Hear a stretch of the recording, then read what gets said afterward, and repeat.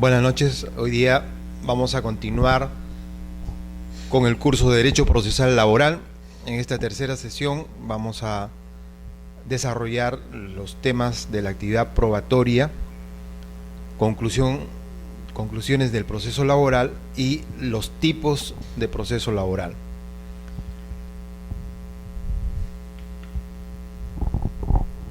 La actividad probatoria debe realizarse dentro de la oportunidad señalada por la ley. Los medios probatorios deben ser ofrecidos por las partes únicamente en la demanda y en la contestación de la misma. Extraordinariamente pueden ser ofrecidos hasta el momento previo a la actuación probatoria, siempre y cuando estén referidos a hechos nuevos o hubiesen sido conocidos u obtenidos con posterioridad. Las partes concurren a la audiencia en la que se actuarán las pruebas con todos sus testigos, peritos y documentos que en dicho momento corresponda ofrecer, exhibir o pretenda hacer valer con relación a las cuestiones probatorias. En ningún caso, fuera de las oportunidades señaladas, la presentación extemporánea de medios probatorios acarrea la nulidad de la sentencia apelada. Estos medios probatorios no pueden servir de fundamento de la sentencia. Excepcionalmente, el juez puede ordenar la práctica de alguna prueba adicional, en cuyo caso dispondrá lo conveniente para su realización, procediendo a suspender la audiencia a la que se actúan las pruebas por un plazo adecuado no mayor a 30 días hábiles y a citar en el mismo acto fecha y hora para su continuación. Esta decisión que toma el juez es de carácter inimpugnable. Esta facultad no puede ser invocada encontrándose el proceso en casación. La omisión de esta facultad no acarrea la nulidad de la sentencia. Es decir, no existen pruebas cuando el proceso ha llegado a casación.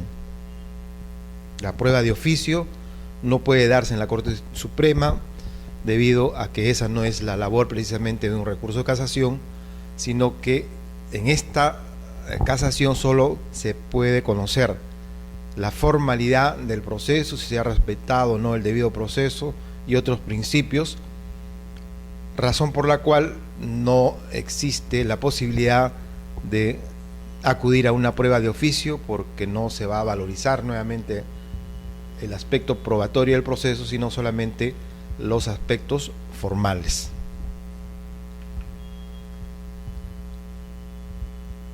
La carga de la prueba corresponde a quien afirma hechos que configuran su pretensión o a quien los contradice, alegando nuevos hechos, sujetos a las siguientes reglas especiales de distribución de la carga probatoria, sin perjuicio que por ley se dispongan otras adicionales. Acreditada la prestación personal de servicios y el pago de retribución, se presume la existencia de vínculo laboral a plazo indeterminado, salvo prueba en contrario. Las reglas especiales de la actividad probatoria. Cuando corresponda, si el demandante invoca la calidad de trabajador o ex trabajador, tendrá la carga de la prueba de, primero, la existencia de la fuente normativa de los derechos alegados de origen distinto al constitucional o legal, que podría ser un contrato o un convenio colectivo, el motivo de nulidad invocado y el acto de hostilidad padecido, así como la existencia del daño alegado.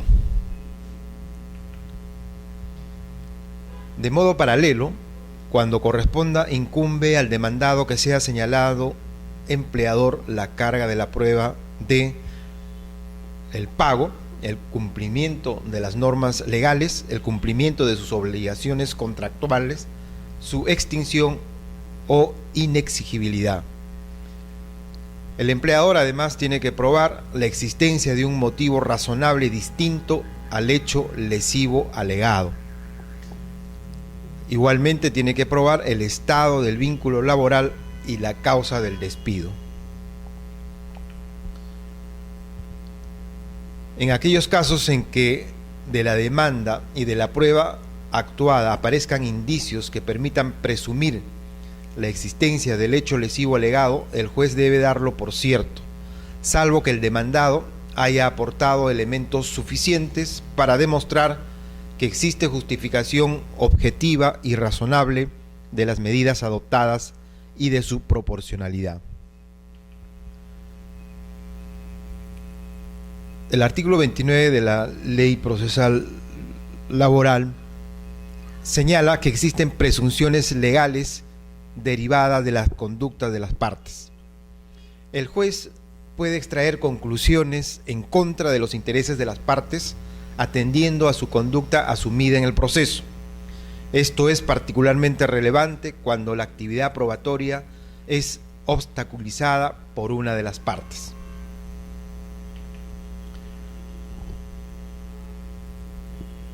Etapas de la fase probatoria. Las pruebas se ofrecen en la demanda y en la contestación de la demanda. En segundo lugar, la admisión de las pruebas. Estas se admiten al fijarse los puntos controvertidos. Y en tercer lugar, la preparación de la prueba, es decir, la actuación probatoria, se realizan en la audiencia de pruebas, o mejor dicho, en la audiencia de juzgamiento. Y en cuarto lugar, la valoración de la prueba se valora en base a los siguientes métodos, que es la prueba tasada o prueba legal y la sana crítica.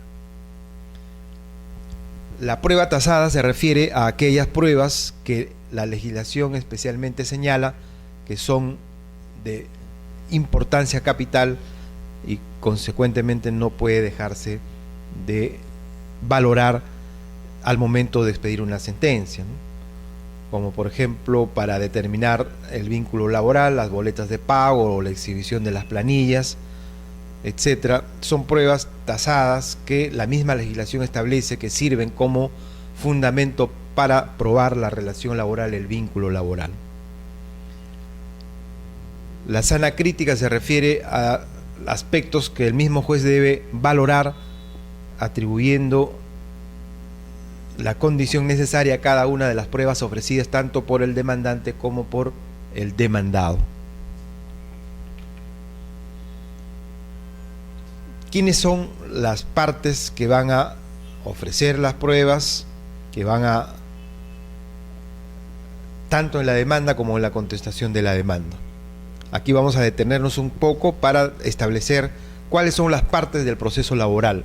En primer lugar, tenemos al demandante. El demandante es el prestador de servicios laborales o el trabajador, el asalariado, que pueden ser formativos, cooperativistas o administrativos, sea o no mayor de edad. Como demandantes también pueden acudir los sindicatos, las organizaciones sin fines de lucro, la Defensoría del Pueblo, el Ministerio Público, el empleador. Por ejemplo, acude como demandante el empleador cuando considera que el trabajador ha cometido alguna falta y interpone una demanda por daños y perjuicios debido a que este trabajador ha, por ejemplo, ha sustraído algún bien de la empresa, investiga este hecho y lo demanda por una indemnización por daños y perjuicios que le ha ocasionado a la empresa. O también podría ser cuando un trabajador vende o sustrae información privilegiada sobre diseños industriales, sobre marcas, sobre secretos industriales u otros, y el empleador tiene la facultad también para hacer una demanda contra este trabajador por los daños y perjuicios que le ha ocasionado con este accionar delictuoso, este accionar irresponsable que el empleador puede demandar para que se le retribuya una indemnización por daños y perjuicios causados por este accionar del trabajador. Los administradores, las administradoras de fondos de pensiones, todos ellos pueden ser demandantes. Por otro lado, quienes van a presentar también las pruebas en el proceso son los demandados. ¿Quiénes pueden ser demandados? En primer lugar, el empleador, el prestador de servicios laborales, formativos, cooperativistas, administrativos, o no mayor de edad. Pueden ser demandados los sindicatos, la autoridad administrativa de trabajo, las AFPs, las EPS, que son las empresas prestadoras de salud y aseguradoras, árbitros y tribunales arbitrales en los casos que emitan sus laudos, jueces laborales, institutos, fondos, cajas y similares. Todos ellos pueden ser demandados y tienen la facultad de presentar pruebas durante el proceso. Otra de las partes del proceso laboral es el juzgador, que puede ser de acuerdo a las reglas de competencia que hemos señalado en la sesión anterior, el juez de paz letrado, el juez especializado de trabajo, la sala laboral de la Corte Superior y la sala constitucional y social de la Corte Suprema. El demandante, el demandado van a formular reclamos mediante la modalidad de las pretensiones. ¿Qué pretensiones va a señalar, a reclamar el prestador, es decir, el trabajador?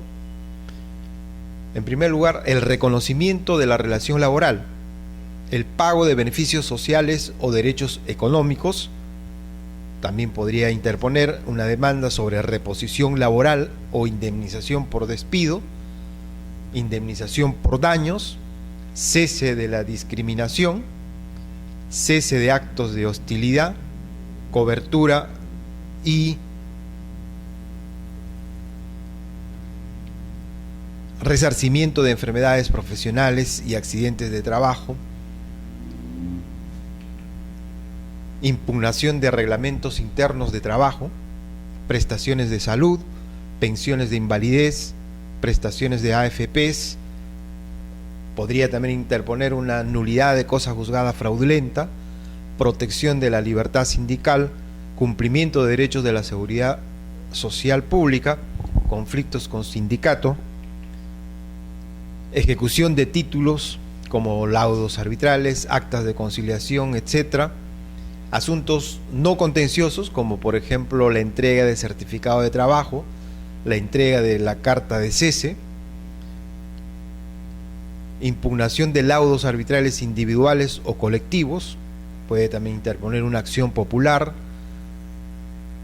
una defensa de derechos sindicales o de derechos de un grupo o categorías de prestaciones o de prestadores, perdón.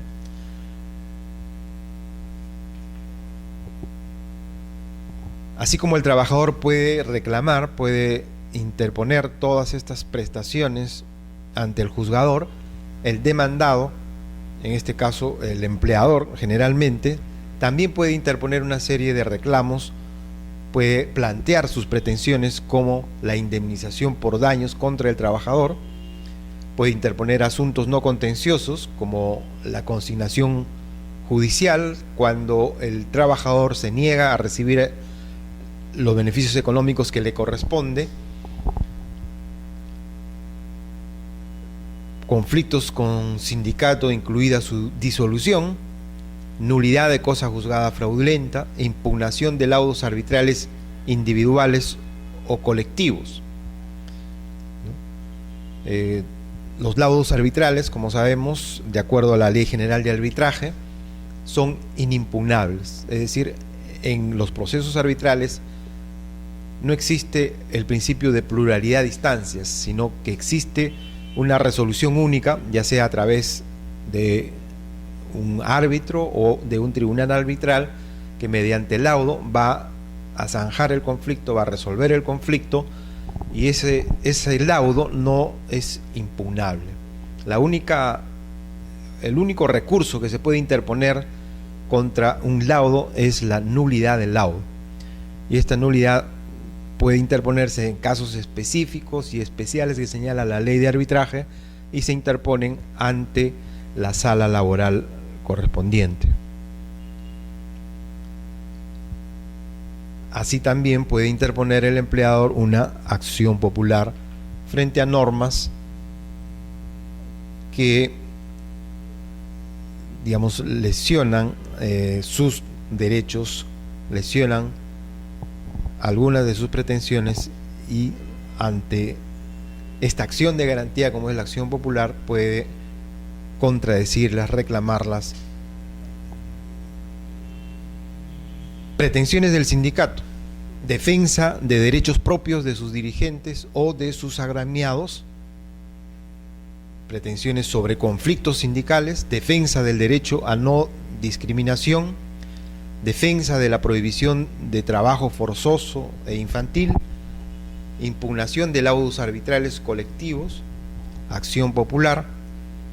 Todos estos derechos también pueden ser interpuestos por los sindicatos.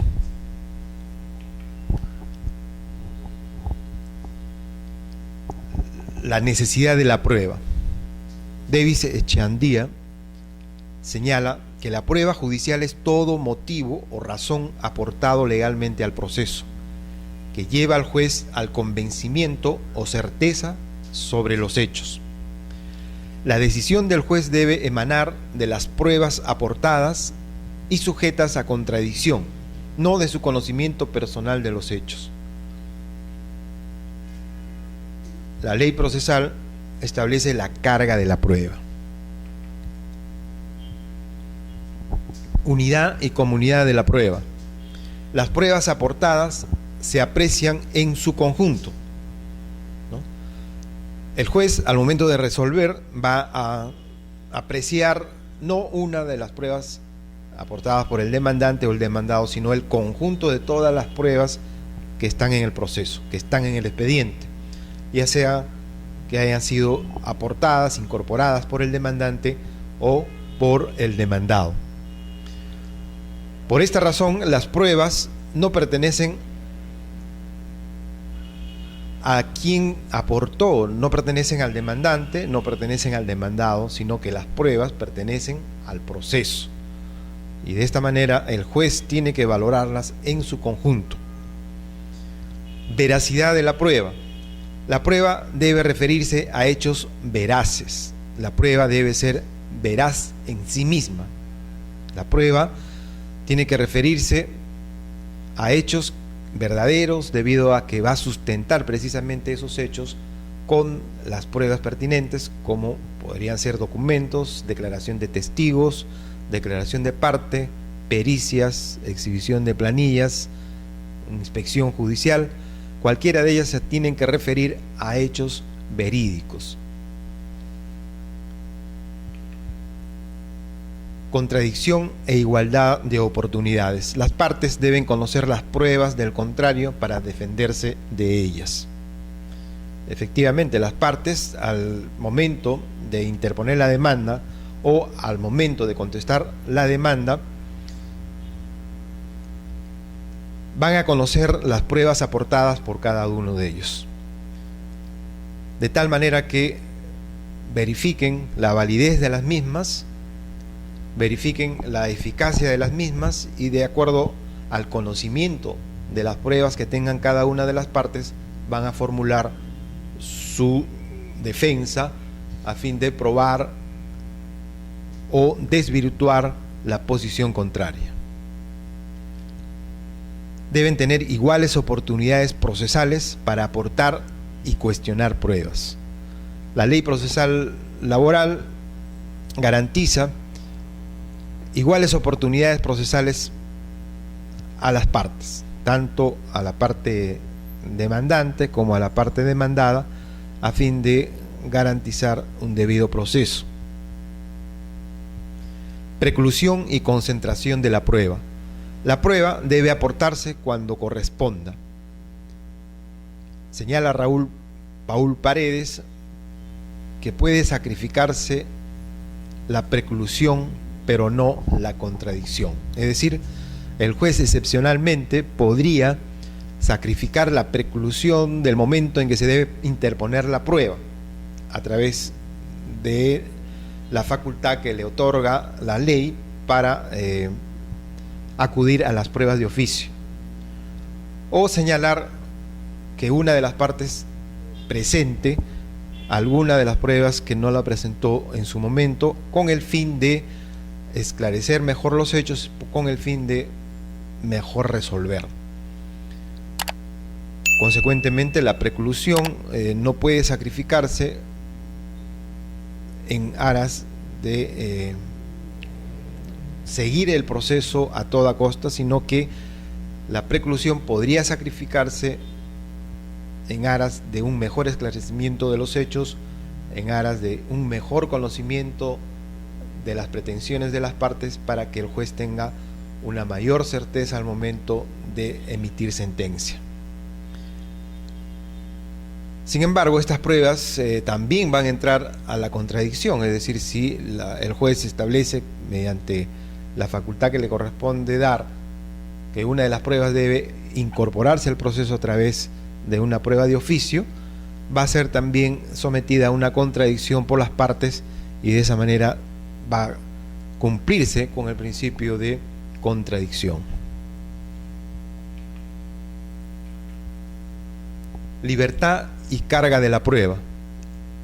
Las partes pueden proponer las pruebas que consideren adecuadas, es decir, la ley procesal laboral no establece en forma taxativa la prueba tasada.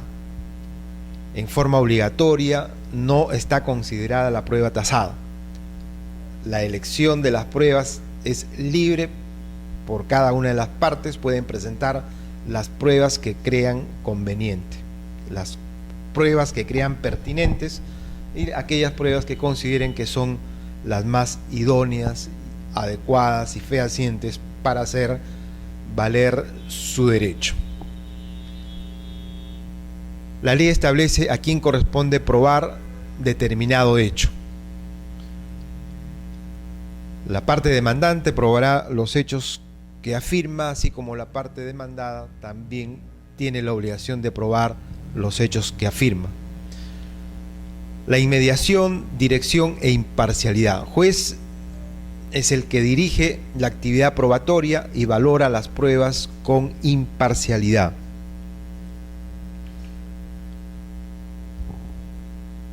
Pertinencia de la prueba. La prueba debe estar relacionada con los hechos que sustentan la pretensión y que requieran probanza. Es decir, no se van a admitir pruebas que no estén relacionadas con los hechos que sustentan la pretensión, y algunas de las afirmaciones que se realicen no van a ya necesitar probanza porque la misma ley lo establece así, o porque la otra parte ha admitido o no ha contradicho alguna afirmación, algún hecho manifestado por la parte demandante o la parte demandada. En esos casos ya no requieren probanza. Formalidad de la prueba. La aportación u obtención de la prueba debe hacerse conforme a los procedimientos legales. Es decir, la aportación de la prueba debe realizarse dentro de los plazos establecidos por la ley, debe obtenerse de manera lícita, no se debe incorporar al proceso pruebas obtenidas de manera ilícita, como por ejemplo las grabaciones o filmaciones que se realicen a otras personas sin su consentimiento y sin su conocimiento. Estas pruebas obtenidas de esta manera no tienen validez, no son lícitas, y consecuentemente el juez va a determinar de que no se incorporen al proceso.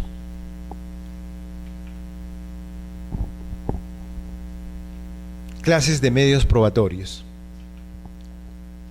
Los medios probatorios se clasifican por su origen como medios de prueba preconstituidas y como medios de prueba postconstituidas. Los medios de prueba, por su regulación normativa, pueden ser típicos como la declaración de parte, es decir, la declaración que van a dar tanto el demandante o el demandado, los testimonios de los testigos que ofrecen la parte demandante o la parte demandada, los documentos que aporten cada una de las partes, las pericias a las cuales se tiene que acudir para esclarecer mejor los hechos, o, si es necesario, realizar una inspección judicial. Estos son los medios típicos, los medios que están señalados expresamente en la legislación laboral, en la ley procesal laboral y también en el Código Procesal Civil, que supletoriamente se aplica en los casos en que no están previstos en la ley procesal laboral. Y los medios de prueba típicos son los auxilios técnicos o científicos que no están expresamente regulados, taxativamente señalados en la ley procesal laboral ni en el Código Procesal Civil, porque son auxilios técnicos o científicos que van a servir para esclarecer un hecho en determinado momento, y consecuentemente no se tiene o no se debe señalar en forma específica o especial estos auxilios técnicos o científicos, porque dependen del hecho que se va a esclarecer, dependen de los documentos que se va a analizar o dependen de las declaraciones que se van a investigar. Los medios de prueba por su inmediación: medios de prueba directos, la percepción inmediata del juez, como la inspección judicial o la deducción de los documentos presentados por las partes; y los medios de prueba indirectos, que son los indicios que van a suplir a las pruebas cuando éstas no puedan presentarse, o las que se han presentado no son suficientes para esclarecer un hecho determinado, una afirmación sostenida por una de las partes, pero hay indicios de su existencia, hay indicios de que se produjo realmente un hecho determinado, y por lo tanto estas pruebas indirectas también van a servir para esclarecer los hechos, y el juez podría tomar en cuenta al momento de sentenciar.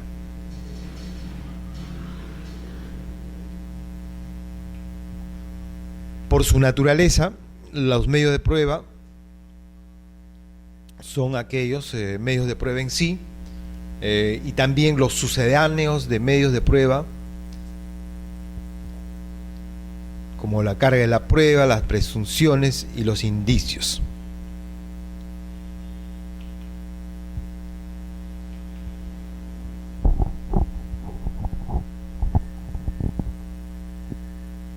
¿Qué se debe probar?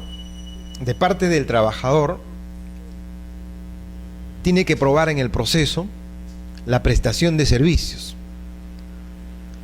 la existencia de la norma que sustenta su derecho, si no es la Constitución o norma legal, que podría ser un contrato laboral, que podría ser un convenio colectivo.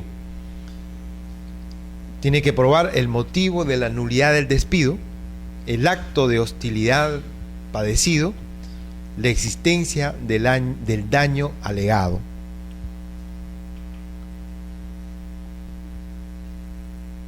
El empleador, por su parte, tiene que probar que realizó el pago y consecuentemente se ha extinguido la obligación de cumplir con los beneficios económicos del trabajador, o la inexigibilidad de los adeudos laborales, porque sostiene que no existió o no existe una relación laboral y consecuentemente no está obligado a realizar ningún pago. El empleador tiene que demostrar, tiene que probar de que ha cumplido con sus obligaciones legales y con sus obligaciones contractuales. El empleador tiene que probar la existencia de motivos razonables distintos del supuesto hecho lesivo. Frente a lo que manifiesta el trabajador, el empleador tiene que señalar, desvirtuando esas afirmaciones, indicando de que existieron motivos razonables distintos a lo que señala el trabajador, como por ejemplo, si se produce un despido arbitrario que señala el trabajador de esa manera, sin embargo el empleador puede desvirtuarlo y señalar de que en realidad se trató de un despido justo, es decir, con una causa justa, porque el trabajador cometió alguna falta grave que obligó al empleador a mandarle la carta de preaviso y luego a la carta de despido, cumpliendo con el procedimiento del despido y haciendo de esta manera hacer valer su afirmación de que en realidad se produjo el despido por una falta grave y por lo tanto se trata de un despido justo. El empleador tiene que probar también el estado del vínculo laboral y también la causa del despido. ¿Qué es lo que no se debe probar? La nueva ley procesal de trabajo señala expresamente que no se deben probar aquellos hechos admitidos por la otra parte.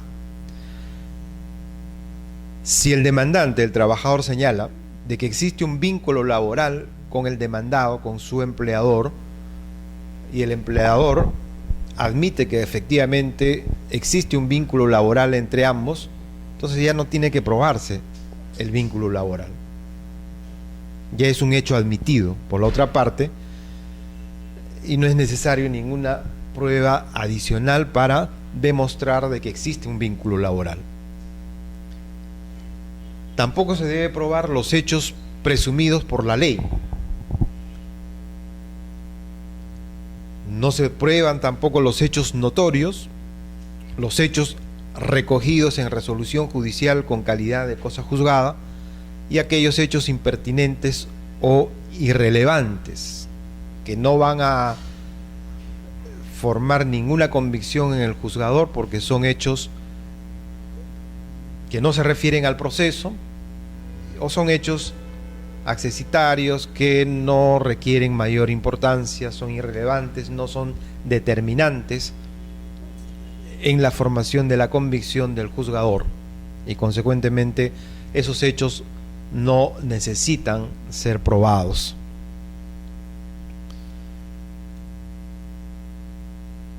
Los hechos imposibles o los hechos prohibidos por ley igualmente no necesitan ser probados porque no redundan o no contribuyen en nada a esclarecer los hechos, no contribuyen para nada en la convicción que debe tener el juzgador al momento de sentenciar.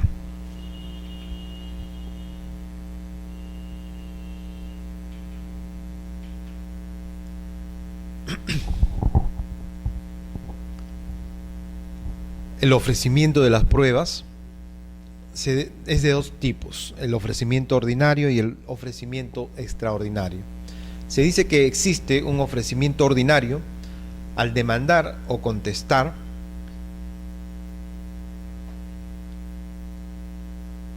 el demandado contesta en la audiencia de conciliación si es un proceso ordinario y dentro de los 10 días de notificado si es un proceso abreviado. Frente a una demanda del trabajador donde se ofrecen todos los medios probatorios, esta demanda, después de la calificación realizada por el juez, va a emitir la resolución admisoria y esta resolución admisoria con toda la demanda y sus anexos va a ser notificada al empleador, al demandado, y el demandado en ese momento va a revisar las pruebas ofrecidas por la parte demandante y va a formular su estrategia de defensa. En el caso de que se trate de un proceso ordinario, la contestación de la demanda lo realizará en el acto de la audiencia de conciliación, es decir, cuando se sea citado a la audiencia de conciliación en la primera resolución, este acudirá a la audiencia de conciliación con las facultades necesarias para conciliar y además tiene que ir con la contestación de la demanda.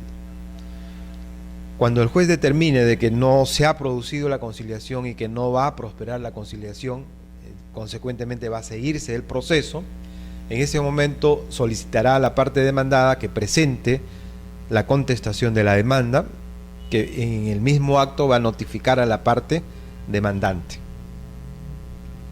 Entonces el ofrecimiento de pruebas de la parte demandante es con la demanda y solamente con la demanda, y de parte del empleador es al momento de contestar la demanda y solamente al momento de contestar la demanda cuando se trata de un proceso ordinario, al momento de la audiencia de conciliación, y si se trata de un proceso abreviado, cuando sea notificada con la demanda dentro del plazo de 10 días. El ofrecimiento extraordinario se realiza antes de la actuación probatoria, es decir, la audiencia de juzgamiento en el proceso ordinario o la audiencia única en el proceso abreviado. Con el ofrecimiento extraordinario solo va a producir efectos cuando se cumpla con ciertos requisitos, y estos requisitos son que los hechos sean nuevos o las pruebas sean posteriores a la interposición de la demanda o a la interposición de la contestación a la demanda. Hechos nuevos son aquellos hechos que han ocurrido después de las fechas indicadas o cuando las pruebas han sido obtenidas después de las fechas señaladas. En estos casos excepcionales, extraordinariamente se podrían presentar pruebas después de los plazos establecidos para la presentación de la demanda y para la contestación de la demanda.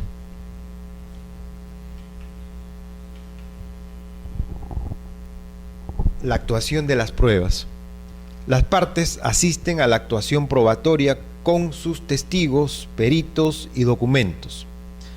En la audiencia de juzgamiento, si es un proceso ordinario, y en la audiencia única, si es proceso abreviado. Es decir, la parte demandante que ha ofrecido las pruebas con la demanda y ha señalado también que ha ofrecido testigos, ha ofrecido peritos y documentos, todos ellos van a ir a la audiencia bajo responsabilidad del demandante. El demandante se va a encargar de contactar con los testigos o testigo, con los peritos o perito, y tiene que hacer todo lo posible para que ellos acudan el día de la audiencia señalada. Igualmente el empleador, el demandado, tiene que acudir con testigos, con peritos y con los documentos necesarios para el día de la audiencia de juzgamiento. Medios de prueba ofrecidos fuera de plazo no serán fundamento de la sentencia. Si una de las partes, aún sabiendo que el ofrecimiento de pruebas debe realizarse solamente con la presentación de la demanda o con la contestación de la demanda, y presenta aún así documentos, pruebas fuera de esos plazos y que no han sido considerados como pruebas extraordinarias porque no son nuevos hechos y no son pruebas obtenidas posteriormente a las fechas de la presentación o la contestación de la demanda, en esos casos el juez no tomará en cuenta esas pruebas. Y al no haber tomado en cuenta esas pruebas, no va a acarrear nulidad del fallo. Esto por expresa disposición de la nueva Ley Procesal de Trabajo. Es decir, las pruebas extemporáneas se van a declarar como tales y no van a ser tomadas en cuenta al momento de sentenciar, y al no haber sido tomadas en cuenta al momento de sentenciar, no va a acarrear nulidad por expresa disposición de la nueva Ley Procesal de Trabajo.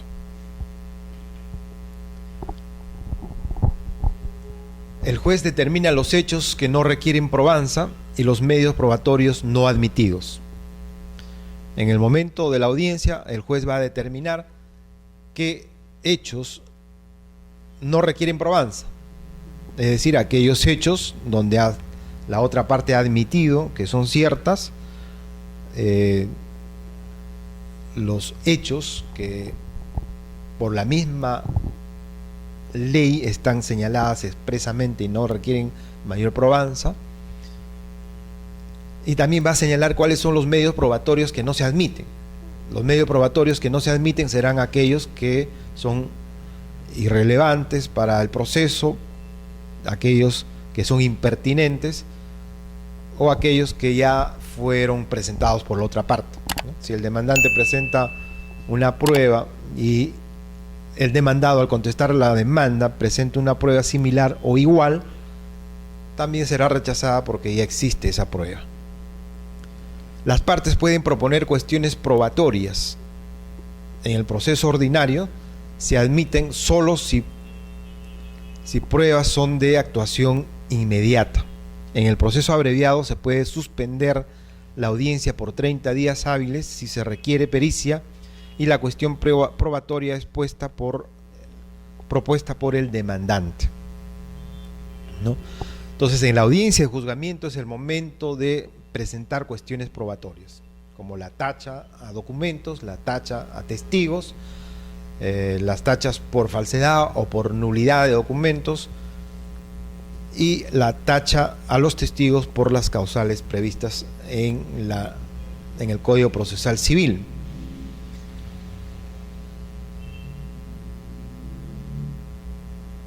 En el proceso ordinario, estas cuestiones probatorias se admiten solo si se presentan pruebas que son de actuación inmediata.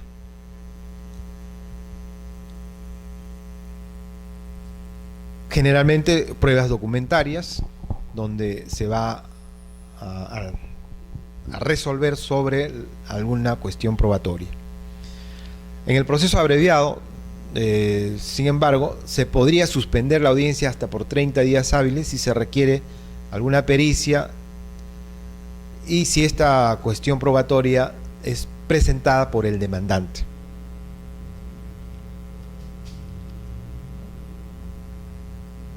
El juez adjuramenta a los participantes, tanto a los que van a realizar una declaración de parte, una declaración testimonial, o van a sustentar su informe pericial. Si actúan todos los medios probatorios, incluidos los sujetos a cuestión probatoria, por orden. Primero va a ser la declaración de parte, luego vendrán los testigos, se analizará la pericia, se procederá al reconocimiento y exhibición de documentos.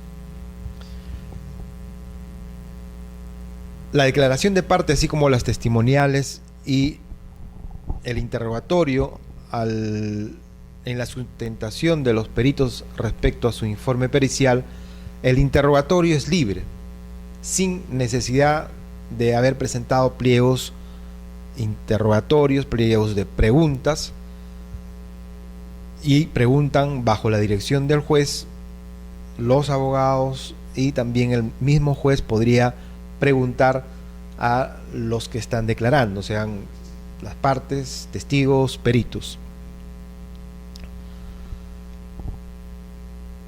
La declaración de parte, si es persona natural, es declaración personal; si es persona jurídica, mediante su representante.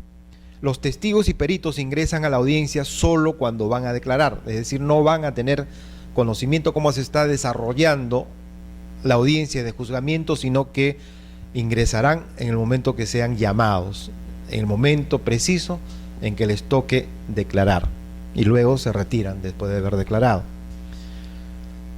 Las planillas manuales se exhiben en original o en copia legalizada.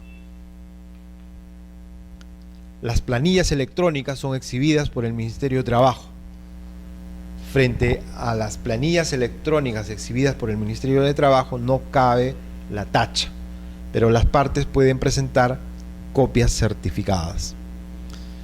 Las pericias contables de los peritos judiciales no son pruebas, sino información para el cálculo de los beneficios demandados.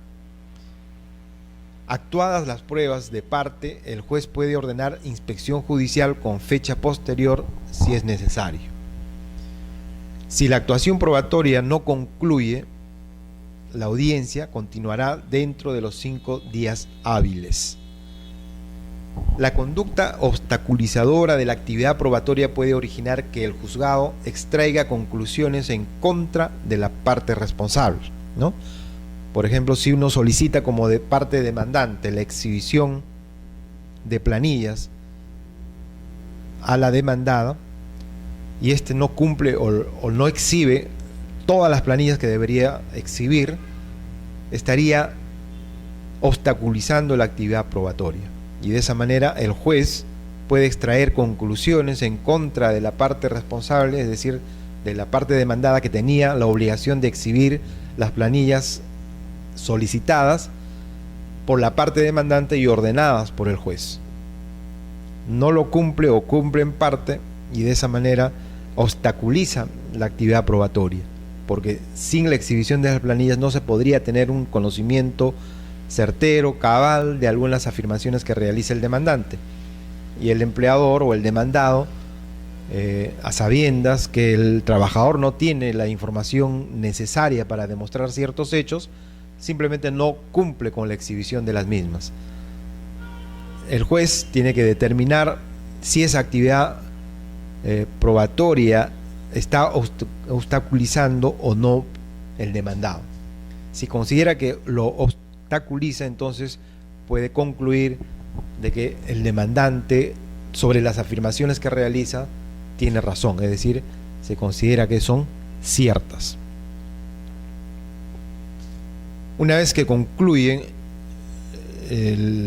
la actuación de las pruebas, se procede al alegato de clausura. Las partes van a sustentar sus alegatos, van a señalar en estos alegatos de clausura cuáles de los argumentos, cuáles de las afirmaciones que han realizado se han probado debidamente y la otra parte señalará todo lo contrario, cuáles de los argumentos señalados por la parte demandante han sido desvirtuados, han sido debidamente contradichos y consecuentemente solicitan que se declare infundada o improcedente la demanda.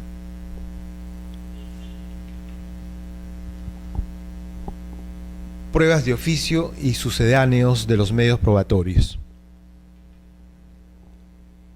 El juez puede suspender la audiencia hasta por 30 días hábiles para actuar de oficio pruebas adicionales. Esta decisión que toma el juez en la audiencia es inimpugnable. No procede si proceso está en casación. Es decir, si el proceso mediante casación ha llegado a la Corte Suprema no puede ordenar pruebas de oficio, por la razón que ya hemos indicado anteriormente, que la Corte Suprema, cuando conoce en casación un proceso, no va a revalorar las pruebas, sino que va a ver la forma, si se ha cumplido con el debido proceso y si las formas establecidas en el proceso laboral se han cumplido cabalmente. Consecuentemente no requiere de prueba alguna y menos una prueba que ellos mismos la soliciten o la ordenen. El juez no actúa pruebas de oficio. Si juez no actúa pruebas de oficio, no hay nulidad de la sentencia. Es decir, las pruebas de oficio se actúan solamente cuando el juez lo considere necesario, cuando el juez lo considere que es pertinente. Y si el juez no actúa alguna prueba de oficio, no va a acarrear la nulidad de la sentencia.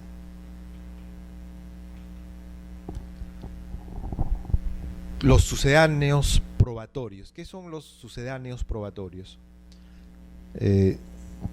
Digamos, son aquellos indicios que van a permitir crear una convicción en el juzgador a fin de expedir sentencia, ya que no se han presentado las pruebas necesarias, las pruebas fehacientes que demuestren los hechos afirmados.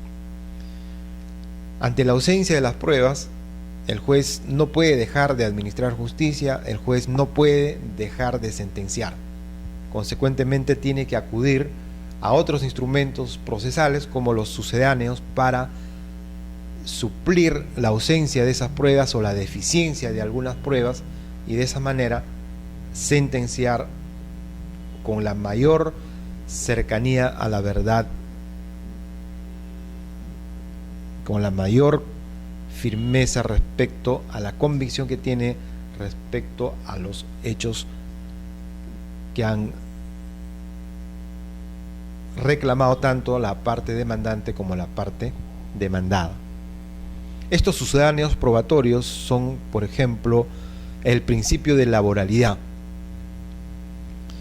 que acreditada la prestación de servicios se presume que es subordinada y remunerada, ¿no?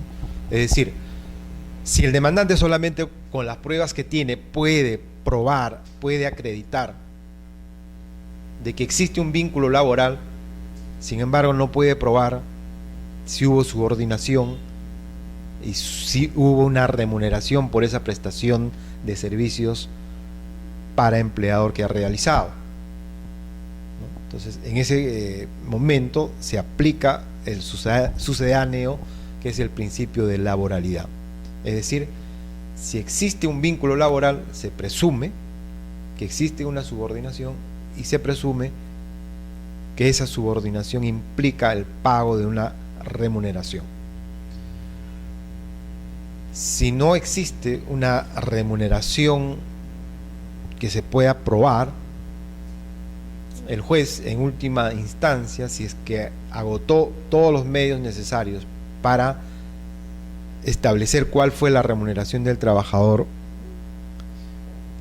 en última instancia señalará el sueldo mínimo, ¿no es cierto? Otro sucedáneo probatorio es la primacía de la realidad. Este principio establece que toda prestación de servicios remunerada y subordinada se presume un contrato de trabajo a plazo indeterminado. Es decir, si existe un vínculo laboral y de acuerdo al principio anterior, ese vínculo laboral va a suponer la existencia de una remuneración para el trabajador y una subordinación hacia su empleador, se presume bajo este principio de primacía de la realidad que existe un contrato de trabajo indeterminado. Otro de los sucedáneos probatorios es la presunción de lesividad. Se presume existencia de hecho lesivo si existen indicios, es decir, si hay algún hecho lesivo en contra del trabajador o en contra del empleador, se va a determinar si no existen las pruebas necesarias, contundentes, mediante indicios, y esos indicios van a ser valorados apropiadamente por el juez al momento de sentenciar. Otro de los sucedáneos probatorios es la presunción por conducta obstaculizadora, es decir, la conducta de las partes puede generar conclusiones en su contra, que ya lo hemos indicado anteriormente, cuando en el momento del juzgamiento o al momento de contestar la demanda o en otro momento cuando una de las partes obstaculiza la actuación de las pruebas, el juez puede concluir de que de esa obstaculización va a generar que no se esclarezcan bien los hechos, va a señalar de que esa obstaculización es deliberada y consecuentemente va a concluir de que las afirmaciones realizadas por la otra parte son verdaderas.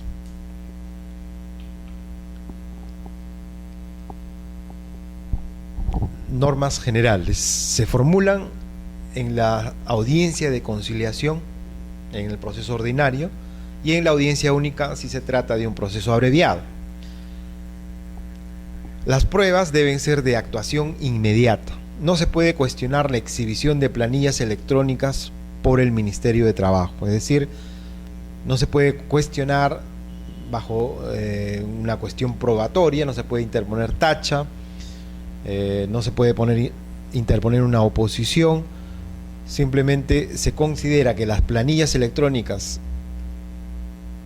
exhibidas por el Ministerio de Trabajo deben ser consideradas como verdaderas.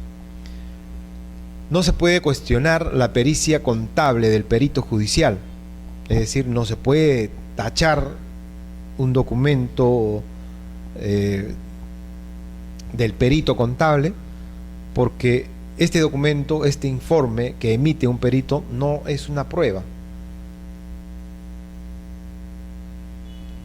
Se trata solamente de una pericia contable que va a esclarecer la forma de cálculo de determinadas sumas líquidas, la forma de establecer los intereses de las sumas líquidas por pagar o por cobrar, y consecuentemente no es una prueba, sino solamente un informe que ayuda al juez al momento que va a sentenciar.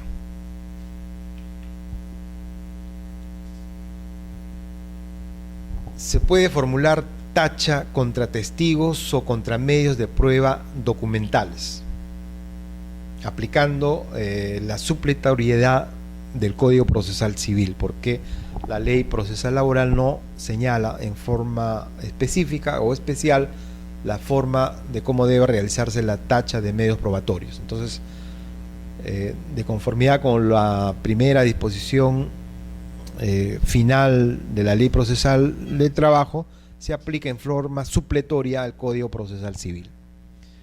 No tiene eficacia probatoria el medio de prueba documental declarado falso en virtud de tacha. Entonces, si un medio de prueba se considera que es falso, entonces no va a tener ninguna eficacia probatoria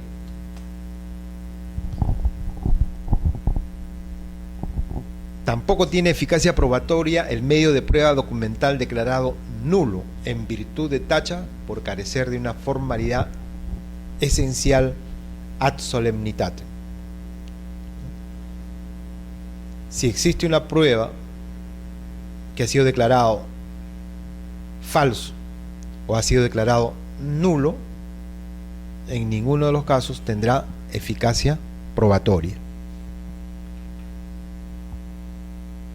La tacha contra testigos procede por las causales señaladas en el Código Procesal Civil. Se puede tachar a un testigo si es absolutamente incapaz, si ha sido condenado por algún delito que a criterio del juez afecte su idoneidad, si es pariente dentro del cuarto grado de consanguinidad o tercero de afinidad, cónyuge o concubino, salvo en asuntos de derechos de familia o que lo proponga la parte contraria. Se puede tachar un testigo si tiene algún interés directo o indirecto en el resultado del proceso.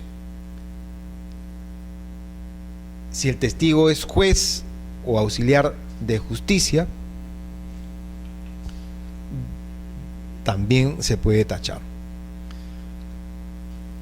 También se puede formular oposición a un medio probatorio. Se puede formular oposición contra la actuación de una declaración de parte, una exhibición, una pericia o una inspección judicial.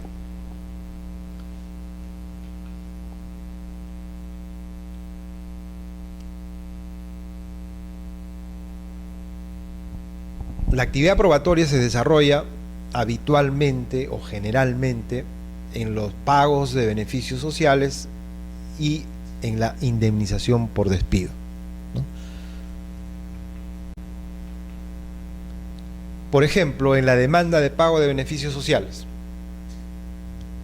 el trabajador ya no requiere acreditar que sus servicios eran subordinados. Se presume que lo son si se acreditan los servicios. Si la fuente del derecho no es una norma legal o constitucional, debe ser probada. Por ejemplo, los convenios colectivos o el contrato de trabajo. El empleador tiene la carga de probar que no era una relación laboral o que cumplió con sus obligaciones laborales. La jurisprudencia ha determinado que sí hay obligación de probar cuando se pretenda pago de horas extras, lo cual no es tan sencillo, porque a veces los trabajadores laboran más de lo debido, es decir, más de 48 horas semanales, como lo señala la Constitución Política del Estado, y estas horas extras que labora en forma diaria o intermitente, tiene que probarlas, y el empleador ha establecido una forma determinada que haga casi imposible esa probanza. Sin embargo, la ley exige que las horas extras que ha laborado un determinado trabajador, para que pueda ser remunerado, tiene que ser debidamente probado.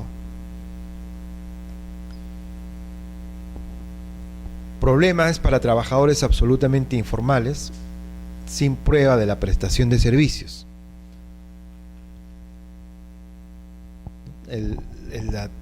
Los trabajadores informales en el país son los más, ¿no es cierto? Existe, según cifras del Ministerio de Economía, alrededor del 57% de la población económicamente activa es trabajador informal. Consecuentemente, estos trabajadores informales no tienen un vínculo laboral suficiente, probable con sus empleadores, y de esta manera muchas veces no obtienen sus beneficios laborales porque no pueden cómo probarlos. El trabajador, en cuanto a la impugnación del despido, el trabajador requiere probar la comisión del despido. Sin embargo, la nueva ley procesal del trabajo permite al juzgador concluir en la existencia del despido si existen indicios, y obliga al empleador a demostrar la causa del despido. El empleador está obligado a demostrar el cumplimiento de sus obligaciones laborales, como el pago de indemnización del despido, por ejemplo. El empleador puede demostrar que el derecho a indemnización por despido ha caducado, ¿no? Son casos frecuentes. La mayor parte de las demandas laborales se refieren al pago de beneficios económicos o a la impugnación del despido. El despido, de acuerdo a la legislación vigente y a las sentencias señaladas por el Tribunal Constitucional, pueden señalarse como despidos arbitrarios, despidos incausados, despidos fraudulentos y despidos nulos. Cada una de las formas de despido que en su demanda ha invocado el trabajador tiene que ser debidamente sustentado, y el empleador igualmente, al contestar la demanda, tiene que sustentar por qué procedió de esa manera, si ha cumplido también con el procedimiento señalado para un despido, es decir, el envío de una carta de preaviso señalando específicamente cuál ha sido la causal por la cual ha sido despedido el trabajador, o cuál es la imputación al trabajador de una falta, y si el trabajador contesta esta carta o no la contesta dentro del plazo mínimo de 6 días, le envía otra carta de despido donde va a establecer que no se ha desvirtuado las imputaciones al trabajador y consecuentemente se ha producido un despido justo. Sin embargo, el trabajador va a contradecir esos documentos y en la vía judicial se va a determinar si existió o no una causa justa, y para ello existe un plazo de caducidad que el empleador también podría invocarlo a través de una excepción de caducidad. el empleador tiene 30 días para interponer, o el trabajador tiene 30 días para interponer una demanda de indemnización por despido, y si no lo hace en ese plazo determinado, el empleador interpondrá una excepción de caducidad y consecuentemente, si es que no se realizó la demanda dentro del plazo establecido, no va a prosperar.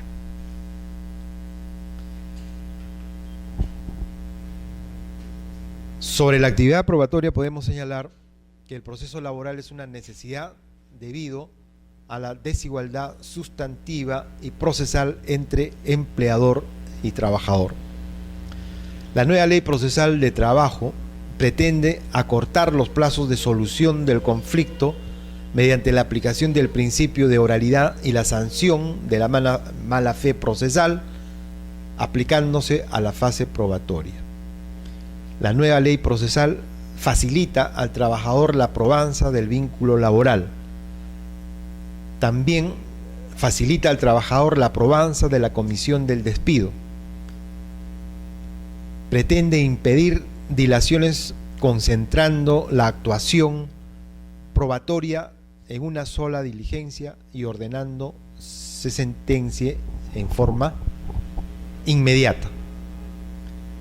La nueva ley procesal es más rigurosa en la admisión, actuación y cuestionamiento de pruebas.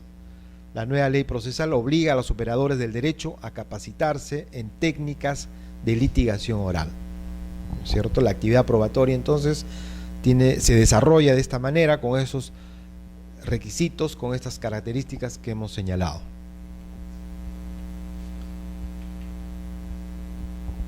Dentro de las actuaciones procesales que señala la nueva ley procesal del trabajo, existe otro tema. Vamos a pasar ya dejando lo que es la actividad probatoria a otro tema que se refiere a las formas de conclusión del proceso. El proceso puede concluir de dos maneras: sin declaración sobre el fondo o con declaración sobre el fondo.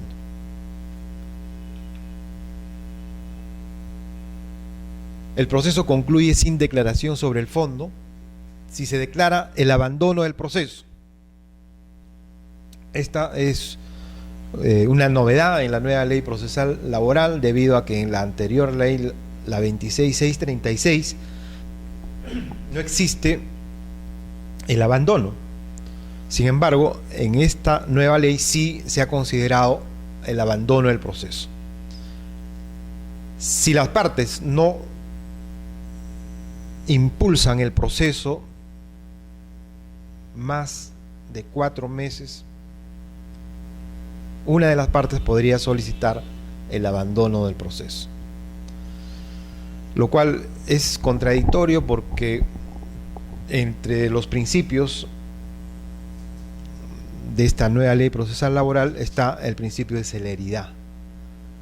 Si el juez no impulsa el proceso, no podría producirse el abandono.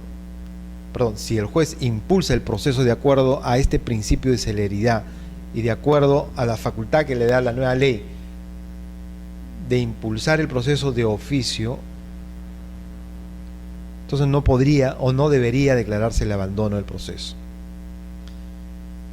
Muy pocos casos con la nueva ley procesal los procesos han caído en abandono, pero sin embargo la ley procesal la contempla, es decir, puede producirse el abandono si es que existe una parálisis del proceso por más de 4 meses y ninguna de las partes ha contribuido a su impulso. También puede concluir un proceso, es decir, si se produce el abandono, si se verifica que el proceso se ha paralizado por más de 4 meses, el juez emite una resolución declarando concluido el proceso por la causa de abandono.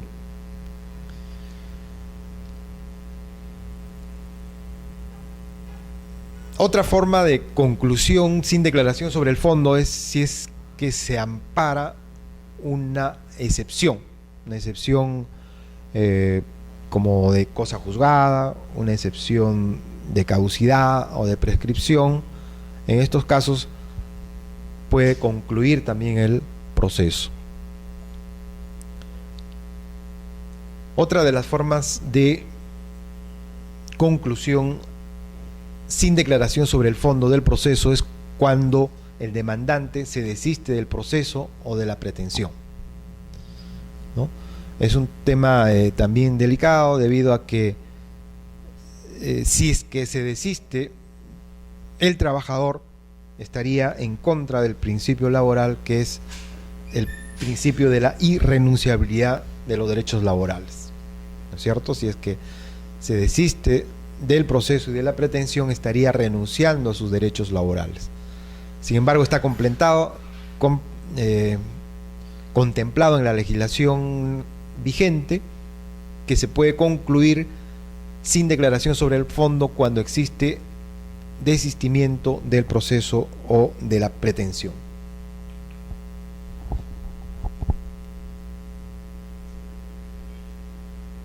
El proceso también concluye con declaración sobre el fondo.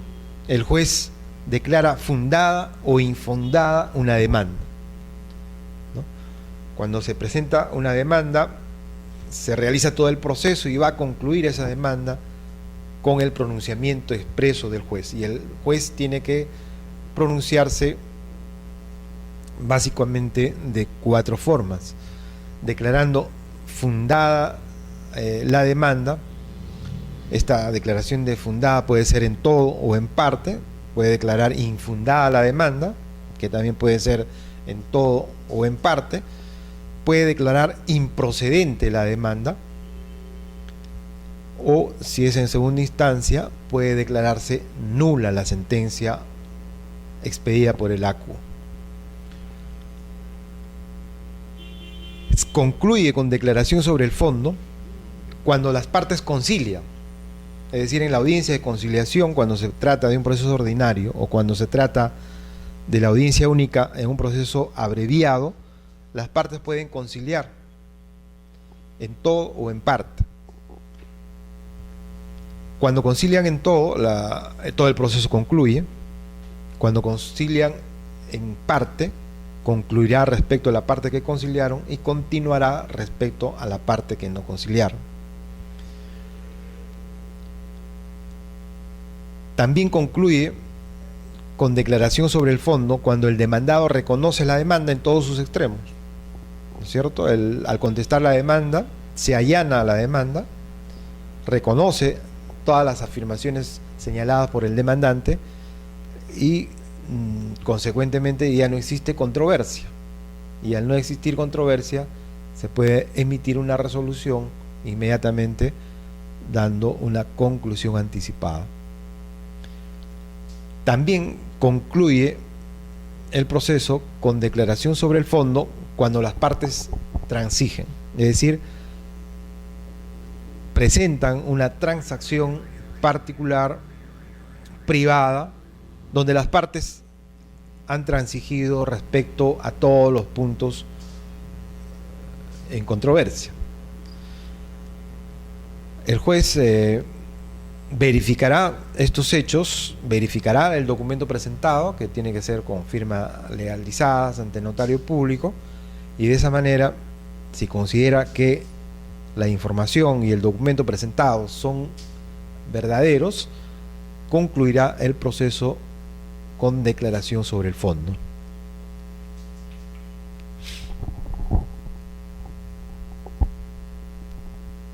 Entonces, resumiendo, señalamos que de acuerdo a la ley 29497, ley procesal del trabajo, las formas especiales de conclusión del proceso son mediante la conciliación, ¿no?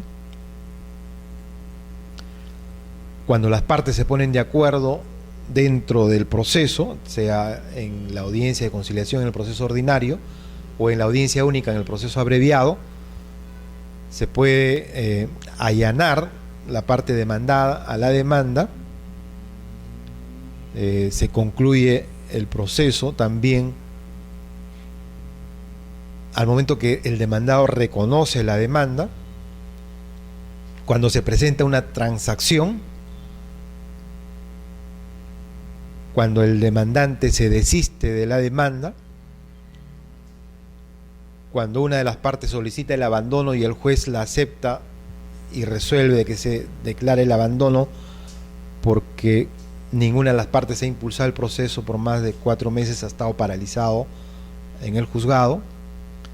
Y también se concluye el proceso cuando las partes no asisten a la audiencia. Es decir, en un proceso ordinario, en la primera resolución admisoria se establece la fecha de la audiencia de conciliación. Si ninguna de las partes asisten a esta audiencia, las partes tienen 30 días para solicitar nueva fecha. Si en esta segunda fecha tampoco asisten las partes, entonces se declara concluido el proceso. Esto sucede también en los procesos ordinarios en los casos de la audiencia de juzgamientos. Si acudieron a la audiencia de conciliación y en esa misma audiencia, al finalizar, se establece la fecha para la audiencia de juzgamiento, estando las partes notificadas para esta diligencia, si no acuden a la audiencia de juzgamiento, cada una de las partes tendrán el derecho de solicitar una nueva fecha durante los 30 días siguientes, y si no lo hacen, también se concluye el proceso por inasistencia de las partes.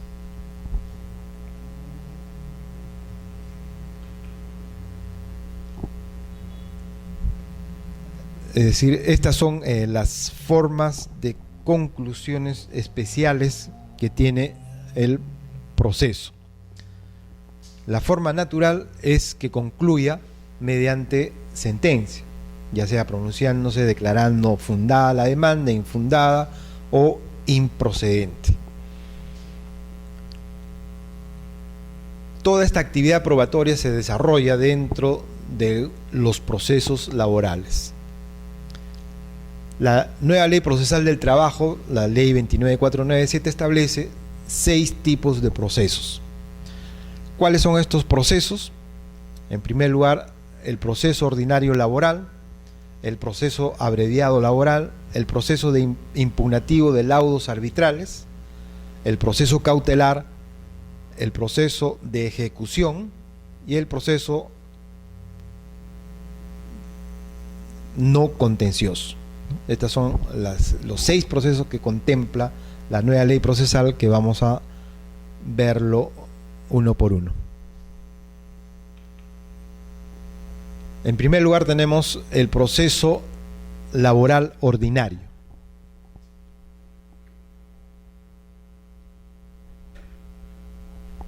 El proceso laboral ordinario es el proceso más importante, el proceso más largo, y comienza con la presentación de la demanda. Se presenta la demanda y una vez ingresado por mesa de partes, el juez tiene inmediatamente que realizar su primera actividad frente a una demanda, que es la calificación de la demanda.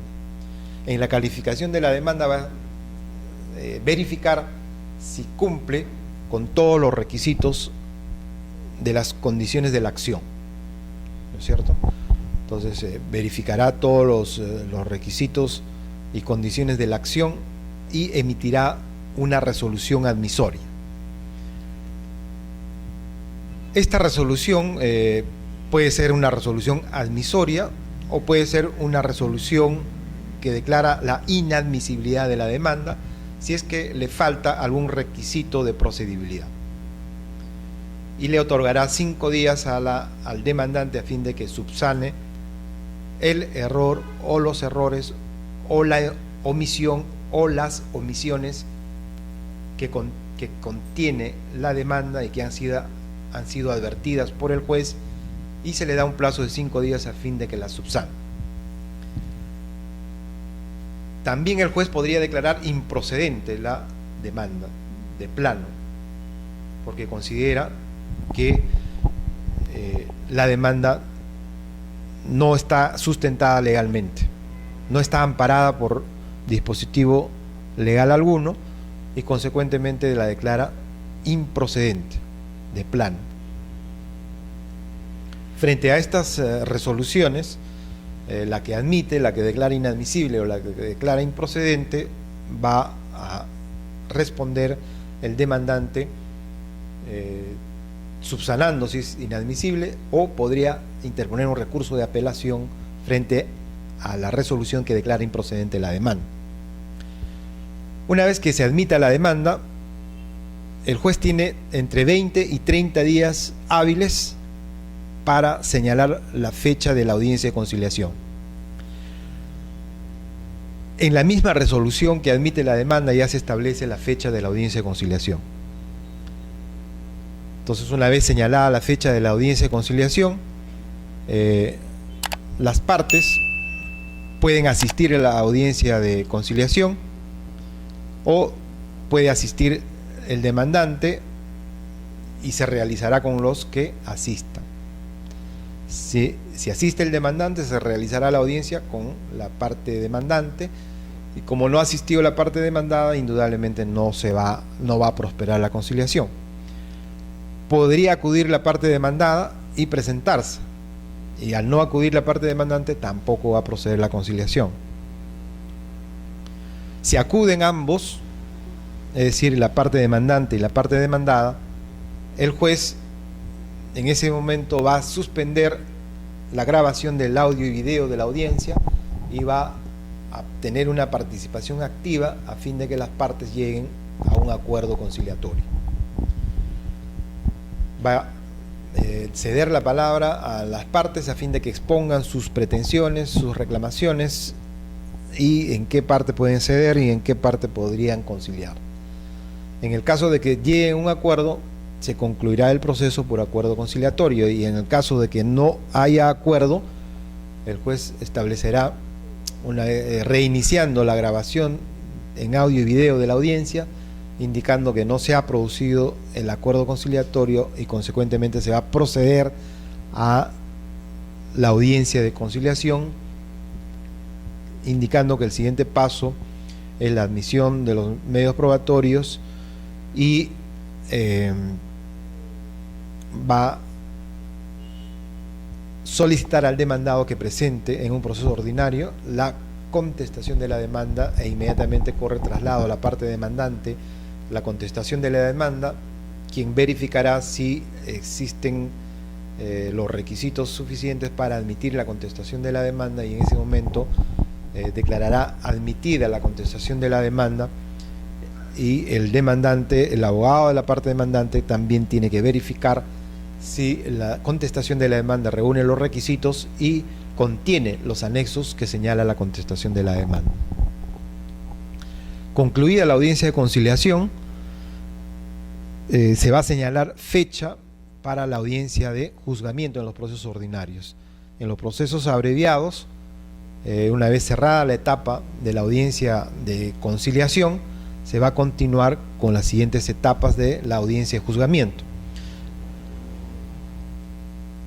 Una vez realizada la audiencia de conciliación en este proceso laboral ordinario, se tiene 30 días hábiles para señalar la fecha de la audiencia de juzgamiento, ¿no es cierto?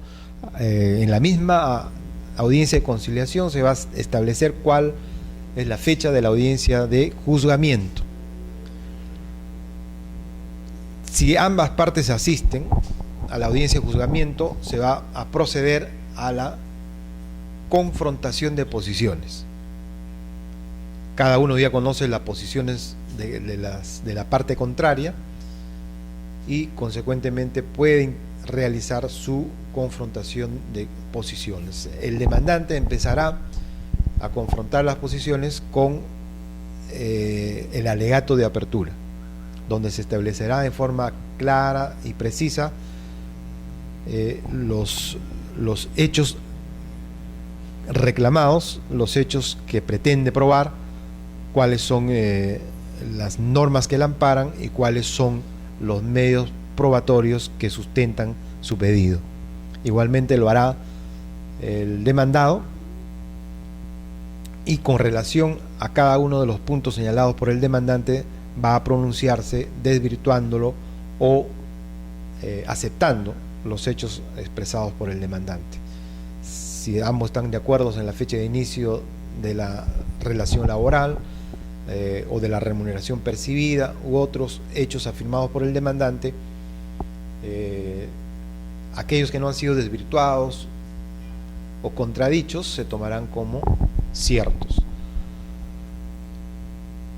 Luego viene la actuación de los medios probatorios. Cada uno de los medios probatorios va a ser actuado, va a ser de acuerdo al orden que hemos establecido anteriormente al referirnos a la actividad probatoria. Y una vez que se realice toda esta actividad probatoria que ya hemos indicado, se procede a los alegatos de clausura, mediante las cuales cada una de las partes va a sustentar su pedido recogiendo todo lo que se ha desarrollado en la audiencia, es decir, si es que se desvirtuó o no alguna afirmación que se realizó, si es que se reafirma sobre las afirmaciones que ha establecido en la demanda o en la contestación de la demanda, ya sea el demandante o el demandado, y tiene que hacer una síntesis de lo ocurrido en la audiencia y de esa manera reforzar su posición respecto a su demanda o respecto a su contestación de la demanda. Una vez que finalizan los alegatos de clausura, el juez inmediatamente va a pronunciarse sobre la demanda, es decir, va a asumir la teoría del caso expresada por el demandante o expresada por el demandado. Va a asumir una de las teorías del caso y se va a pronunciar mediante sentencia. Esta sentencia la puede expresar inmediatamente el sentido del fallo, es decir, se declara infundada o fundada la demanda y brevemente puede señalar las razones por las cuales establece que la demanda es fundada, infundada o improcedente. O reservarse la expedición de este fallo en 60 minutos y una vez suspendida la audiencia por este tiempo, puede regresar y pronunciarse sobre el sentido del fallo. O en su defecto puede reservarse, si el caso es complejo, el derecho de expedir la sentencia dentro de los 5 días posteriores a la realización de la audiencia, que es la forma generalmente como se está haciendo en la práctica.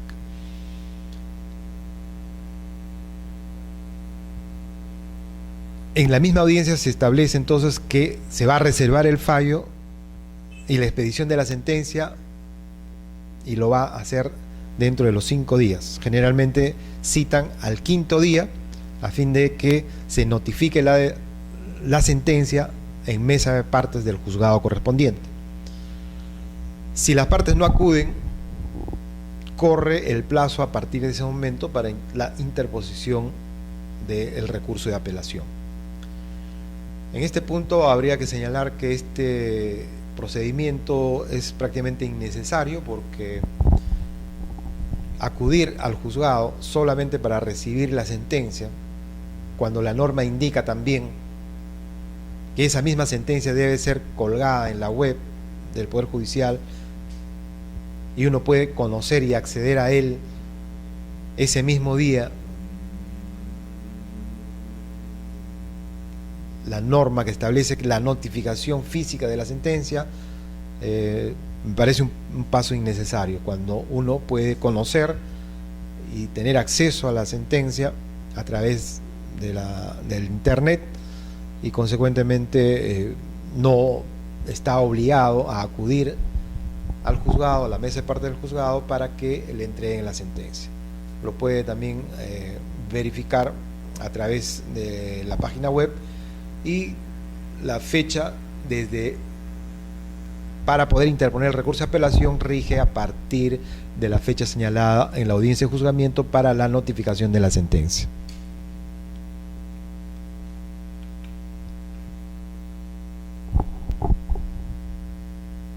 En síntesis, ese es el proceso laboral ordinario. Tenemos también el proceso laboral abreviado. Se admite la demanda, se notifica a las partes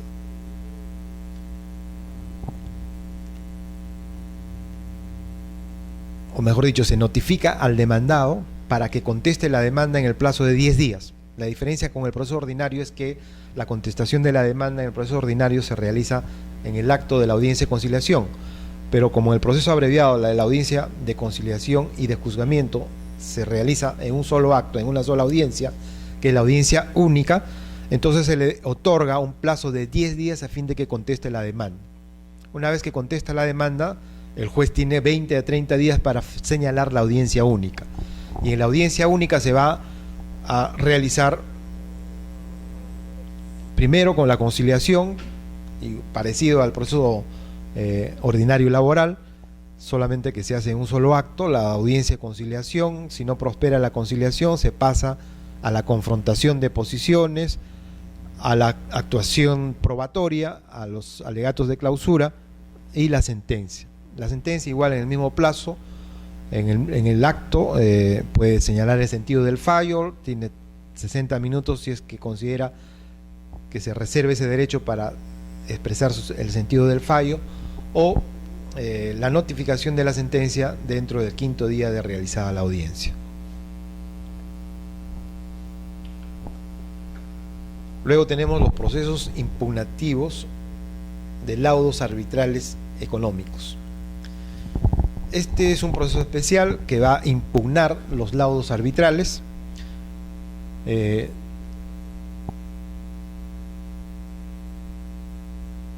Una vez que se notifica el laudo arbitral, las partes tienen 10 días para presentar la demanda de impugnación del laudo arbitral. Estas demandas se presentan ante la sala laboral.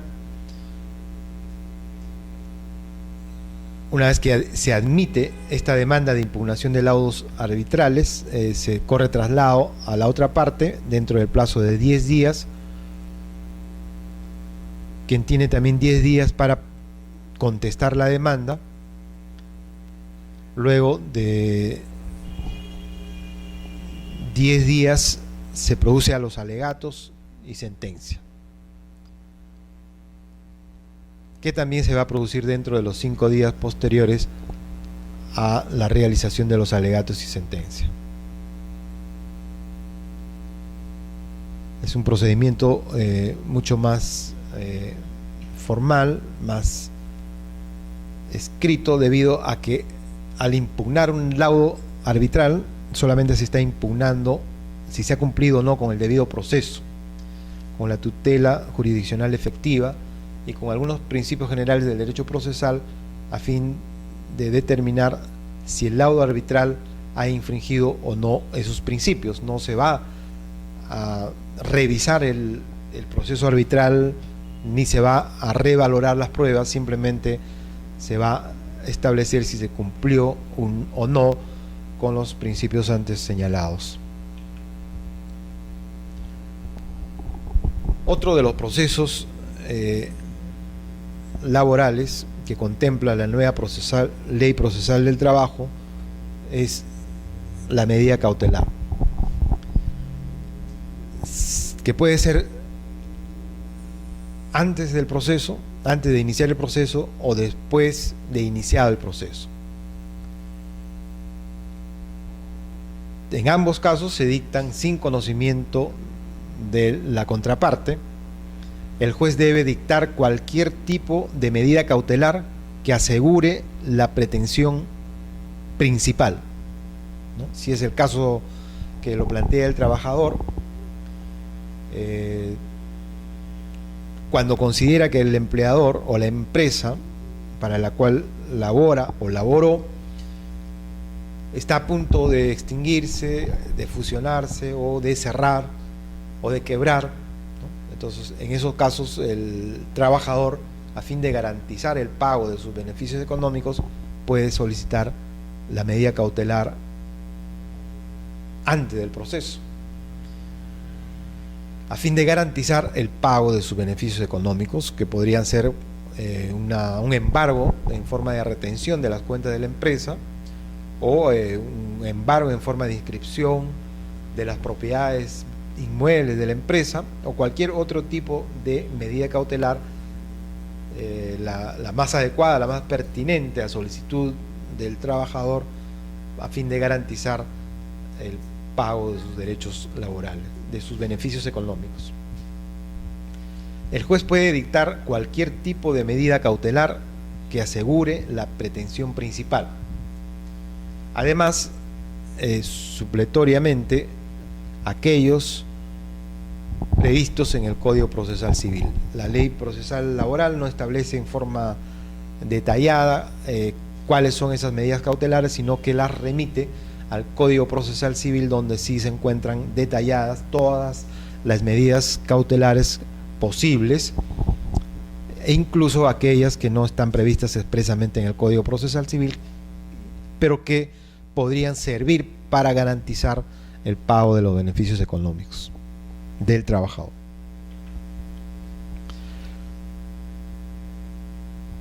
Una de las medidas cautelares especiales se trata de la reposición provisional. Se puede dictar fuera o dentro del proceso. Se debe cumplir con los requisitos ordinarios, verosimilitud del derecho y peligro en la demora. Puede declararse también en los casos si al momento del despido ha sido dirigente sindical, menor de edad, madre gestante o persona con discapacidad. Estar gestionando la conformación de una organización sindical y si el fundamento de la demanda es verosímil y existe peligro en la demora. En estos casos se puede solicitar la reposición provisional del trabajador.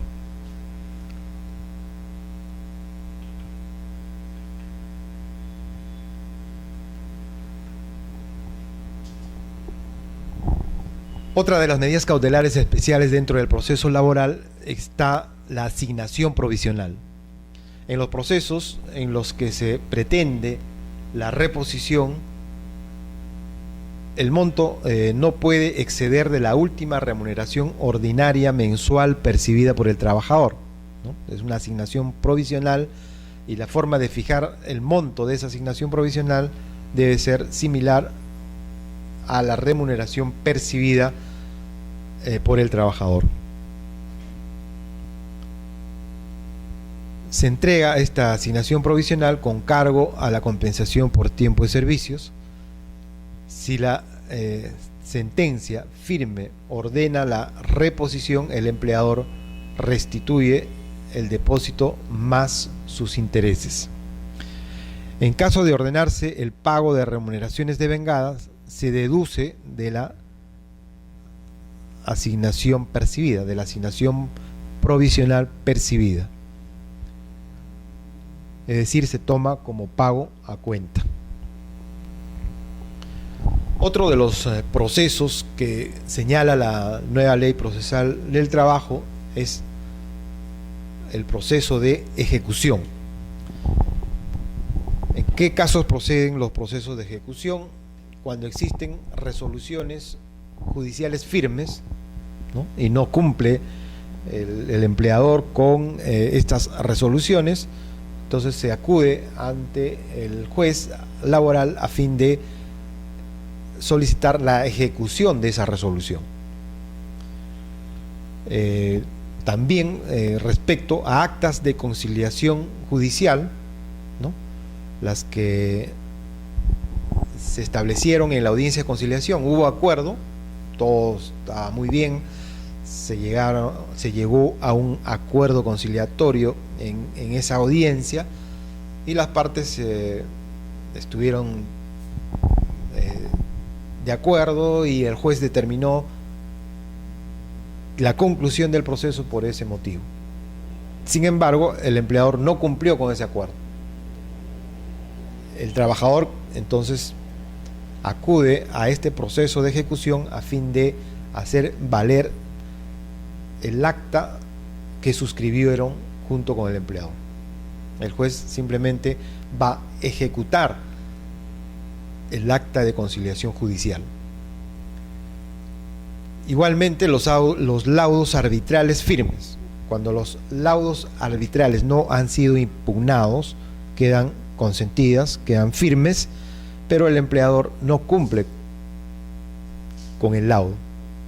En estos casos se acude también mediante proceso de ejecución al juez laboral a fin de que se ejecute el laudo. Las resoluciones de la autoridad administrativa de trabajo firmes también son ejecutables, se puede ejecutar mediante este proceso de ejecución. Los actos de conciliación extrajudicial, privada o administrativa. La conciliación en los procesos laborales son facultativos. Uno puede acudir o no a un proceso de conciliación ante un conciliador privado, o también podría acudir ante el conciliador administrativo, que lo ejerce el Ministerio de Trabajo a través de sus oficinas de consultoría y liquidaciones y conciliación, la oficina de defensoría gratuita del Ministerio de Trabajo tiene todas estas áreas, y una de ellas es el área de conciliación, mediante el cual se va a notificar a las partes para que acudan a una audiencia de conciliación. Para el trabajador es voluntario, pero para el empleador es obligatorio. El caso que no acuda a la citación para una conciliación en el Ministerio de Trabajo, esta entidad la multará en caso que el empleador no acuda a la citación. Si se produce un acuerdo entre el trabajador y el empleador y se elabora un acta y estas actas no son cumplidas por el empleador, también se puede acudir a este proceso de ejecución a fin de que el juez laboral le ordene al empleador a cumplir con el acuerdo que él mismo suscribió. También se puede interponer un proceso de ejecución respecto a los documentos privados que contengan una transacción extrajudicial. Estas transacciones extrajudiciales, que son similares a las actas de conciliación, también pueden ser ejecutadas a través de este proceso. Igualmente, las liquidaciones para cobranza de los aportes del sistema privado de pensiones.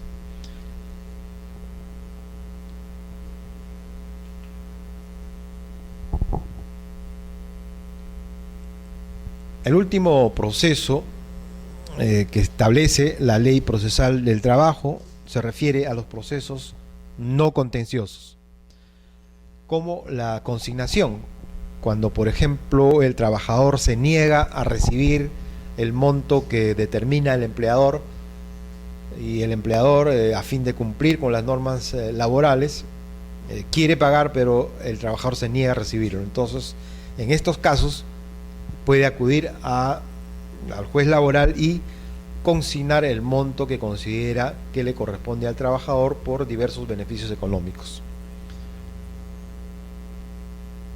Esta consignación va a ser notificada al trabajador y el trabajador podría contradecirlo o aceptarlo, y en el caso que lo acepte va a proceder al retiro de la consignación. También existen procesos no contenciosos respecto a la entrega de documentos, ¿no? Porque muchas veces el empleador cumple con el pago de todos los beneficios económicos, pero se niega a otorgarle un certificado de trabajo. En esos casos uno puede acudir al juez laboral y solicitar que se le conmine al empleador a fin de que expida el certificado de trabajo correspondiente. En el caso que no asista o se niegue a hacerlo, lo hará el juez en reemplazo del empleador.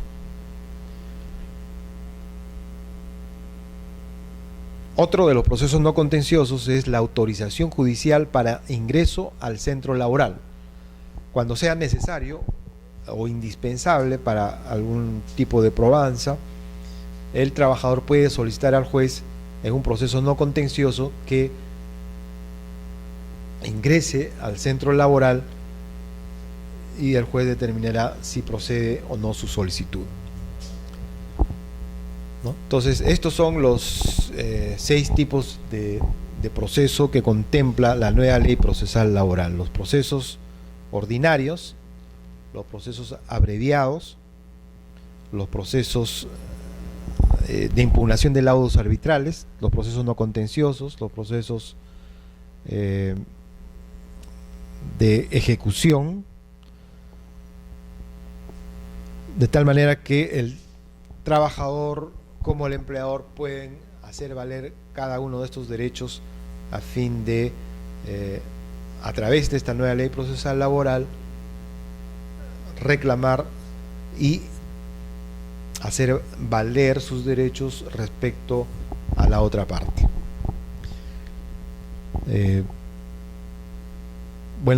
Por esta vez nos vamos a quedar ahí. La próxima sesión ya vamos a desarrollar con más amplitud, digamos, cómo se realiza una audiencia de conciliación y de juzgamiento, a fin de poder desarrollar en esas audiencias lo que hemos establecido en la primera sesión, que dentro del proceso laboral actual el principio fundamental, principal, es el principio de oralidad, y esta oralidad se establece o se desarrolla a través de las técnicas de litigación oral. Además veremos cómo es que se elabora la sentencia, cuáles son sus partes y sus consecuencias, y los recursos impugnativos de apelación y el recurso de casación.